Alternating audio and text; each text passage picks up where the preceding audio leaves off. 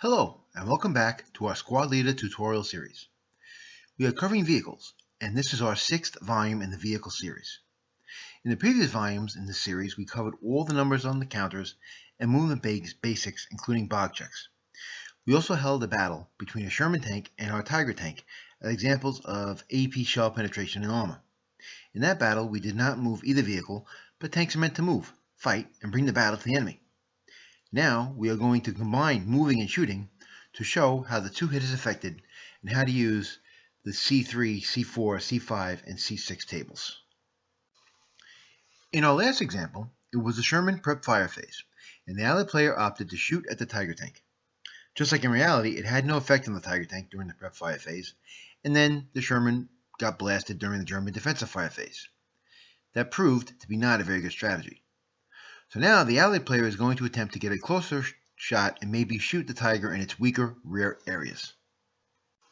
So, to that end, he starts his Sherman tank for 1. For example purposes, we will say the German player does nothing and says continue. He goes into F4 for 2, turns 2 hex mines for 4, then travels to F5 for 5, F6 for 6, goes crew exposed, and then goes up to G7 for a total of 11. At this point, the Sherman could fire on the move without stopping. To do this, refer to the C3, C4, C5, and C6 tables. We start with the C3 table, which states that at a range of 0 to 6 to the vehicle is a 10 or less. There are no changes to the to-hit number in C4. In this case, the C5 table will be very important, so we will go through it slowly.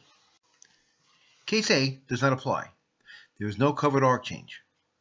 Case B does not apply by itself because the Sherman has moved into a new hex. Case C does apply, and it states that the bounding fire, which is what this Sherman is, starts with Case B plus 2. This is a turreted gun, so it adds another plus 2. C2 and C3 do not apply because the Sherman tank has seen the Tiger tank while it went up the hill for a total of 6 MP. C3 only applies to bazookas, etc., but Case 4 does apply, and it says double the lower die roll.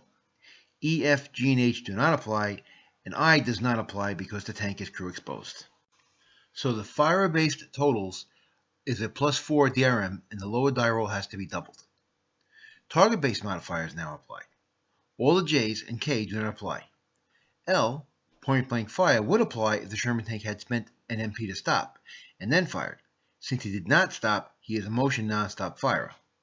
The only other modifier that would apply would be the size modifier of the Tiger tank, which is a -1. So for all the tables, the total dice roll modifier is a plus 3, and the lower die roll is doubled. For demonstration purposes, assume that the Sherman rolls a red 4 and a white 3 for a total of 7.